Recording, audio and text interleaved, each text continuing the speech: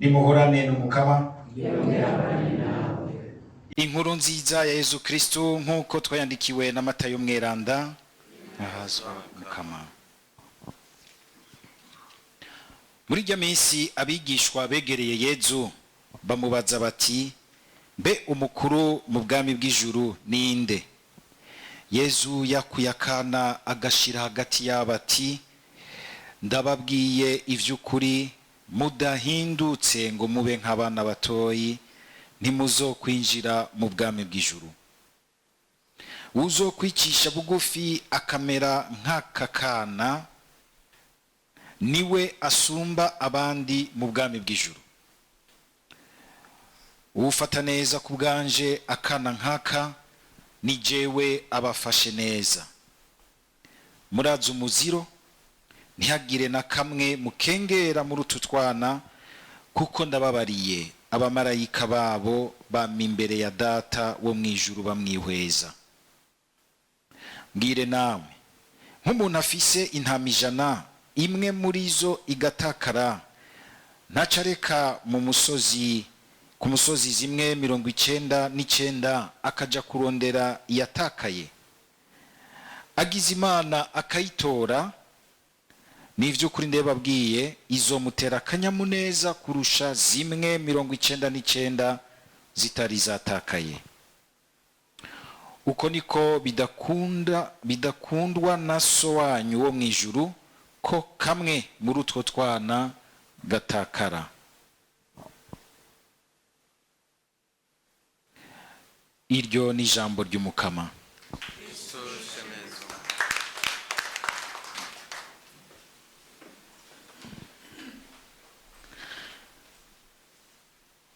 Tuzirikane ano majambo y'Imana duhereye mu gisomwa ca mbere. Murumvise yuko twajabutse muri iyo minsi heze twariko tuzirikana amajambo y'Imana azananye mu buhanuzi kwa Yeremiya.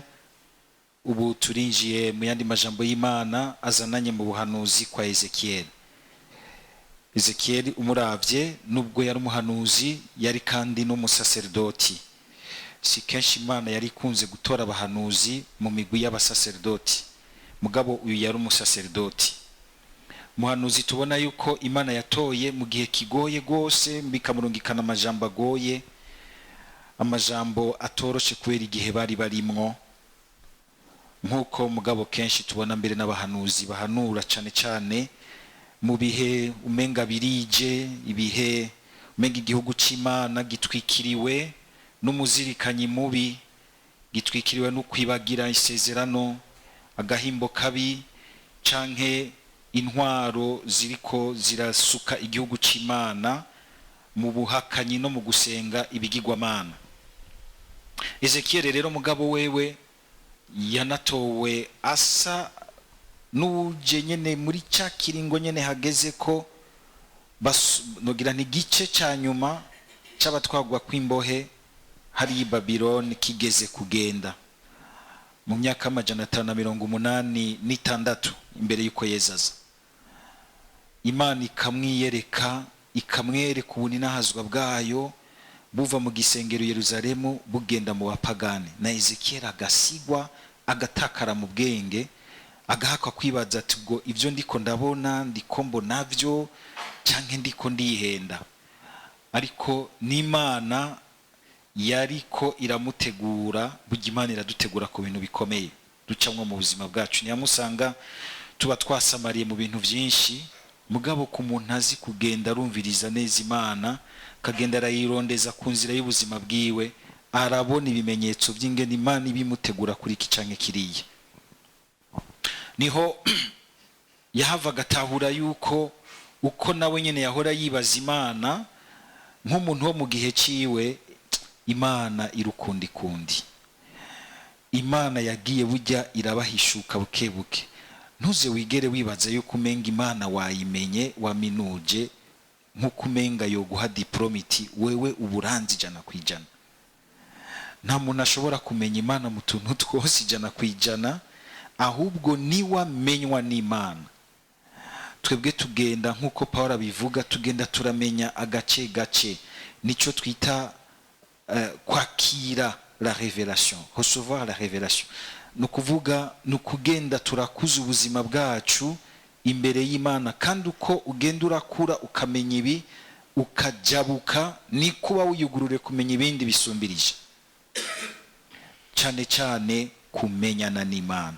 Atari bimwe gusa byo kumenya bihaza umutwe, ariko kumenyana n'Imana, kugenda urarekurira ubuzima bwawe mu minwe y'Imana, hamwe hagera kuva muri ubu buzima ukumva yuko ibyawe byose wabishyize mu minwe y'Imana. Ugashobora gusangira rirya jambo kijya gisabisho na Yezu ku musaraba agira ati, mu minwe yawe Mukama niho shize ibyanje. Ni ukuvuga ibyanje byose nta na kimwe kiri hanze yawe, byose biri mu minwe yawe.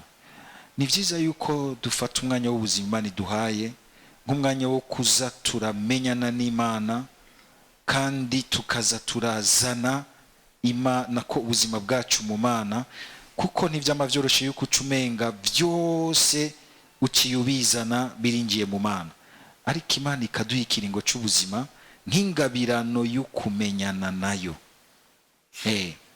Kujya ushobora kubona nk'abageni bagiheza kugira ubugeni, ariko baravye nko mu myaka 50 ukabona umenga basigaye basa, ukabuza uti nko kuri ibi bibazo, kuri abantu bamara imyaka 50, ukuyu aciyumvira ko niko usanga n'undi aciyumvira ko, uko usanga yifata uko niko baramaze gusa muri twose, kuko bamenyanye bakamanika gahuzu hamwe.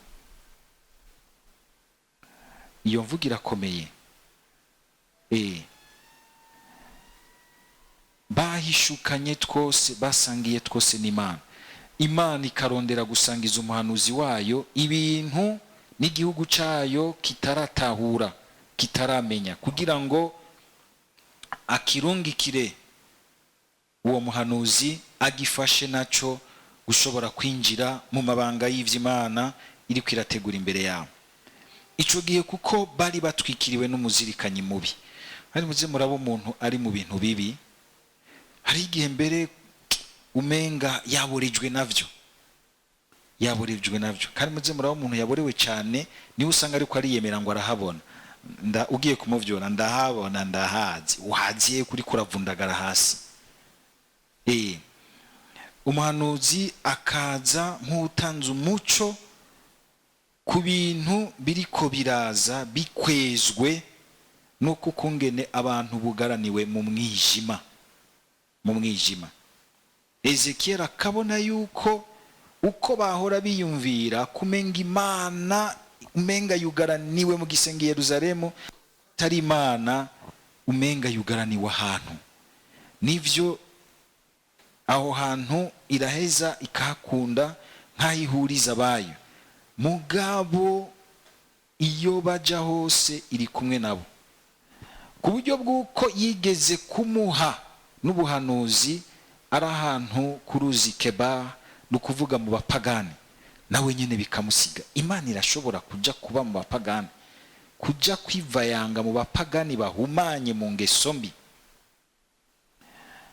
atari uko Imana igiye kwivayanga aho. Biriko birabura ingene Imana izokwemera kumanuka ikaza mu mwana wa Yezu Kristo, ikabana n'abantu, ikareka mbere n'abanyakabi bakayikorako, bakaboneraho gukogwa ko n'Imana, bakagaruka.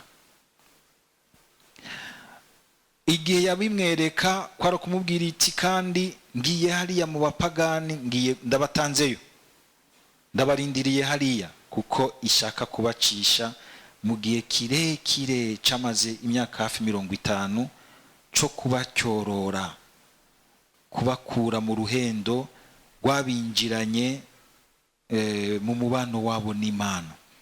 Hari ibintu bimwe dushobora kwihenda ko mu Mana, kuko twumva ko tubibamwo mu bisabisho, mu masengesho, tukibaza ngo nivyo, ariko Imana ikareka tugaca ahantu hakomeye, hakabanza hakatujugumiza kugira ngo ubone ko vya bindi wari warubakiye ko bibaza yuko ari byo atari byo bisenyutse.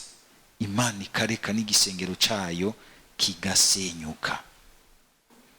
Imana kubw'urukundo ikunda umutima wawe n'ubuzima bwawe nta citazogira.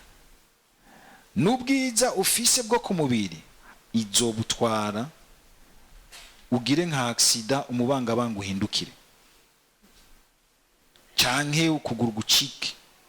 Hari munigeze kujya gusenga muri evangelisation, aragira ama evangelisation menshi agenda asaba Imana ngo imukize, yagendera ku kimoto n'abantu bagenda ku imoto nyine bakagenda baradaraga abakobwa, musi umwe kiramwubika agendera muri chaise roulante, akamagenda ashwanira Imana kubera ikabandi bakira bakamuguruka jewe sinkire.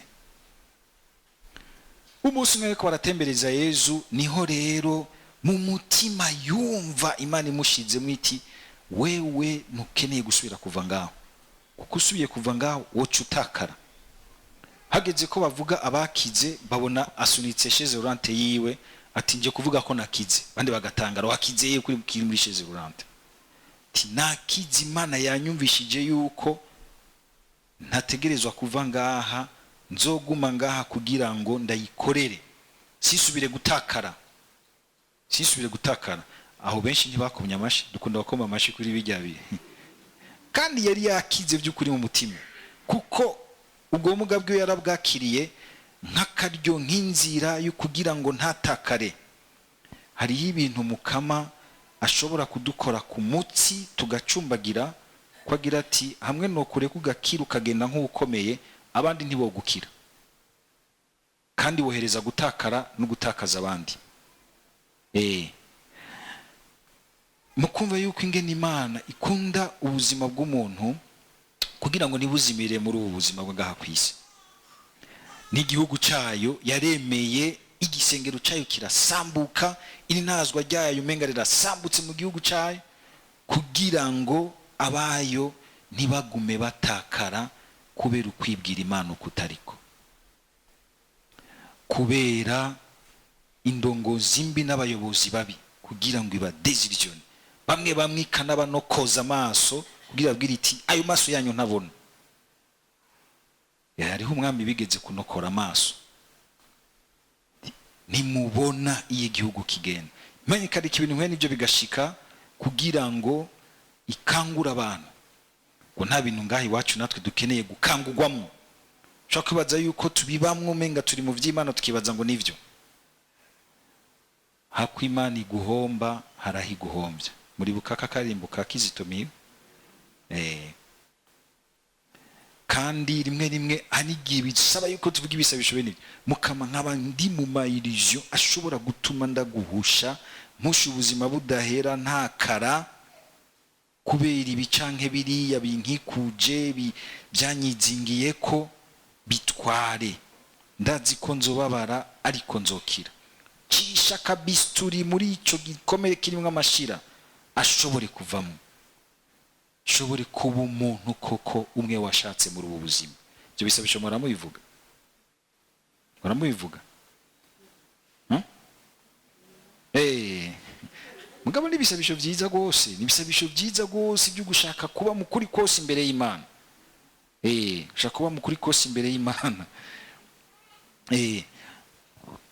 None rero dusabe natwe kumwe na Ezekiel kugira ngo nubwo womenga turaca mu bihe bimwe bimwe ushobora gusanga birije, menga dutwikiriwe n'umuzirikanyi mubi, Umukama yamaduha kubona ingena dutanga imbere, akadutegurira igihe ciza, nubwo cyo dusaba kubabara tukacakira, mugabo tugira tuti dutegure kazoza keza kumwe n'Imana, kumwe n'Imana.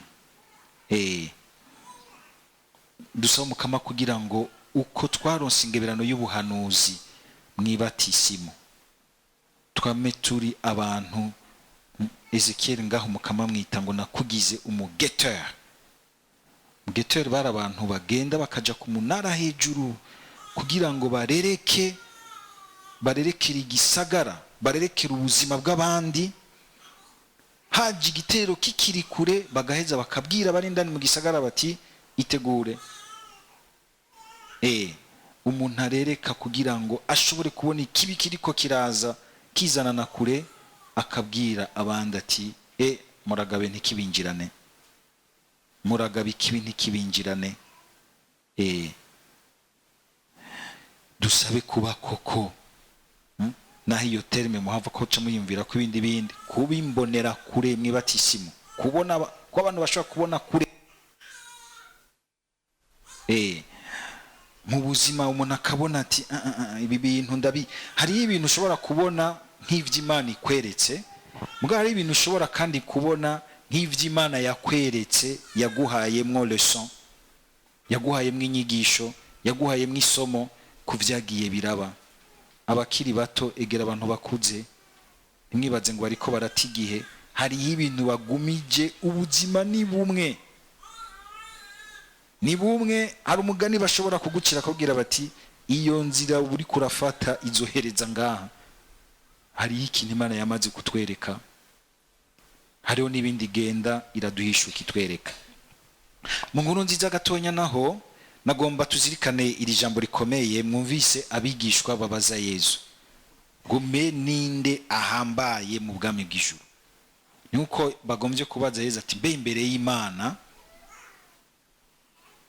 ninde mukuru vy'ukuri? Ese Imana itondeka abakuru uko twe tubigira? Yesu aciye abatangaza, aciye azana akana hagati yabo, kuko abana bari mu bantu bakengegwa. Fata nk'abantu bakengegwa, Yesu agafata umwe muri abo akagira ati nimumere nk'uyu mwana. Suko twese twogira umutima cana, ariko aha ariko aradutumirira kwemera kuba abana b'Imana. Umuntu wa mbere ahambaye mw'ijuru n'umwana w'Imana, n'uwemeye kwakira Imana nk'umuvyeyi wiwe kandi akagendera kuri ubwo buvyeyi bw'Imana. Ntagendere ku byo yibaza ko ari byo bihambaye kuri we, akagendera ku buvyeyi bw'Imana, agashingira ku buvyeyi bw'Imana. Ico ni cambere. Ica kabiri Yesu agombye kubabwiramwo akagira ati nuwo azi kwifata ruto, suwo yihamba ikuzimu, suwo yihamba mu mwavoya. Umuntu azi kwifata ruto no kuvuga n'umuntu azi kwakira icari, ariko akamenya ko n'abandi hari ico bari, akagira igihagararo ciza, cubaha abandi, cumviriza abandi. Suyo yihamba mwivu menga nta jambo agira, nta kwiyumva afise, oya. N'uyo muntu azi guhagarara mu cyo Imana yamugize, ariko akamenya kubaha icyo Imana yagize abandi, kandi akamenya kucakira neza. Uyo rero arahambaye imbere y'Imana, kuko murazi yuko twese uko tumeze dushima kwihambaza, dushima kwereka undi yuko ari musi yacu, ko tumuganje, ko tumufise ko autorite. Ariko kandi Yesu akagira ati ushaka kuba umuntu ahambaye nuwo azi kwakira neza umwana. Aha rero twagura imvugo y'umwana. Yesu avuze kwakira neza umwana, sabo bana sikarya gahinja honyene, ariko Yesu agombye kuvuga umuntu azi kwakira neza ico twita mu gifaransa la vulnérabilité, la fragilité. Ashaka kuba n'umuntu akuze, mugabo ujya muntu azi kwitondera ubuzima bw'undi, amagara make y'undi, atari gusa umuntu womenga nego ntibifadika cyane kubera kumbure kibanza rimwe mu kibano canke sinzi, mugabo n'umuntu azi gufatana urupfasoni amagara make y'undi, amagara make y'umutima. Hari igihe dushika imbere y'umuntu menga afise amagara make nko mu ngeso ziwe, hari ibyo tubona bimunanira, kumbe nawe nyene akikura agashambara, ntitumenye ingene n'uyo dutegerezwa kumwakirana urupfasoni rw'Imana. Nahamubona nka Yesu bashobora gusengeta umuntu bamuzanye ngo tumufasha sambana n'akagaye kenshi, tumutera amabuye. Bamaze kubona iyo muri ko murateramira nko ku muntu muzi ko afise ingeso mbi mugaragura, umwe wese aterera mugenzi undi aterera mugenzi we. Yesu ari gihindukira akavuga ati none mwebwe muri bande muranyobeye. Uyameze nk'umwana, atari kuvuga yuko umengana ukumushigikira mu magara make yiwe, oya, ariko gushobora kumwihanganira ukaraba ico wokuza muri we, wo mufasha muri we, kuko umwana nuwo gukuzwa ngo ashikire igihagararo ciwe Imana yamushakiye. Nuyo hari hana aba yaratakaje igihagararo ciwe, arakeneye abantu koko bari connecte ku mutima w'Imana bagashobora kumufasha, agashobora gusubira kuvyuka, agashikira ikindi gikuriro, agashikira ikindi gihagararo ciza, agashikira iteka giwe mu bandi. Yesu akagira ati umuntu ashobora guherekeza umuntu nk'uyu akamukura hariya mu gifuri c'akagaye k'abandi, agasubira kumugira umuntu, akamufasha kuba umuntu, asubira kugira ijambo ryiza n'iteka mu bandi, uko amugize mukuru, amukuye hariya yari yarashyize hasi, akamufasha, akamuduza, uyabahambaye imbere y'Imana. Kandi ibyo ntibisaba ko uba warabaye ikimeneke, ufise amadoktora cyangwa ufise iki, bigusaba gusa umutima w'ubuntu n'urukundo. Yesu akagira ati kandi n'uyo muntu wese azi nivyo akabona abandi bose, mugabo akamenya kandi guhiteka n'agaciro kiwe, uyo umwe wese ukwiwe. Mwumvise iyi mvugo Yesu akoresheje umuntu yavagira ati yezi ibiharuro byawe ntibyumvikana, ndeke 99 mu gahinga ngende kurondera iyatakaye imwe, wugira ibiharuro ibihe. Kandi twese nuko kamwe kazimiye mafu ako ntaco gatwaye, tuzobandanya n'ibindi n'abandi benshi bari ngaho. Suko menga koca kuba uguheba izo 99, kuko izo zozo ziriyegeranije ziri mu iteka, ariko kubona uriya ariko arazimira, uriya kumbure ibintu bidafashe, uriya ari fragile, uriya ari vulnerable, usanga bose turengana, gushobora kumugarukana gasubira mu iteka giwe. Wewe ubigize uko, wewe uzi kukura umuntu hariya hasi ukamufasha kaduga mu iteka giwe mu bandi. Yesu akagira ati urahambaye. Uhambaye rero sumanitse hariya mu vyubahiro, nuyo kandi mugamanitse mu vyubahiro azi kubimanukana bikadugana abatagira icubahiro. Ubwo mu buzima hari uwo ndaduza, hari uwo turadugana. Imana ntayishaka yuko twokubaka igihugu canke ikibano c'abakenya baduga hariya, kamenga barataye la prise sur le réel y'abandi baguma banyika, abandi baguma banyika. Kama kagira ati ubwo murazi ko muracemera ko muri umuryango w'abanje, ndabakunda mwese. Urahiriwe wewe ubuzima bushobora kuduza, ariko ugasubira ukamanuka ukagira abo muduganye, ukabadugana mu iteka. Imana irakuraba ikavuga iti urahambaye, uri umuntu ahambaye. Dusabe bene iryo teka ritari iryo abantu biyitirira canke ibitiriwe gusa, ariko iteka twubatse mu kudugana n'abandi mu iteka ryiza twese twifuza kubamwo. Amen.